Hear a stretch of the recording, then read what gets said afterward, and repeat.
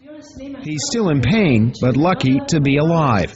Australian Ahmed Lukman was on board the largest ship in the Gaza-bound flotilla last week when it was raided by Israeli commandos.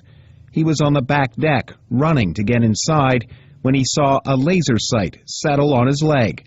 Then he was down.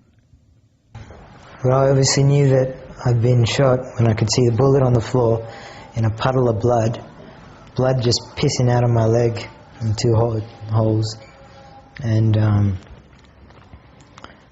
well, we put two and two together and, you know, it looks like you've been shot. Lukman was hit twice. The first bullet tore through his leg, partially severing his femoral artery. Another shot hit near his knee. Israel says its troops were justified in opening fire on a small band of violent activists. That is simply fiction, says Lukman.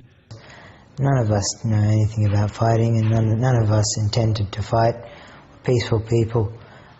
As bad as the assault was, the aftermath, says Lukman, was worse. I'm just being left there to lay down on the ground and just friggin' bleed.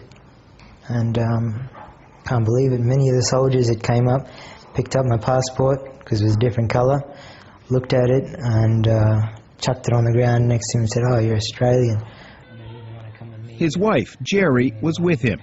The nursing student helped keep Lukman alive as his blood drained out.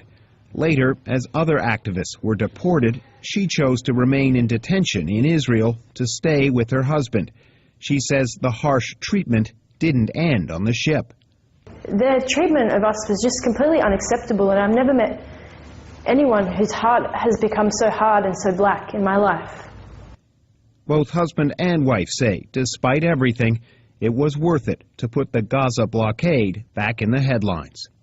Lukman's condition is improving, and with his recovery on track, both he and his wife say they are eager to leave this hospital and return to their home on the Gold Coast as soon as possible. Norman Hermont, ABC News, Istanbul.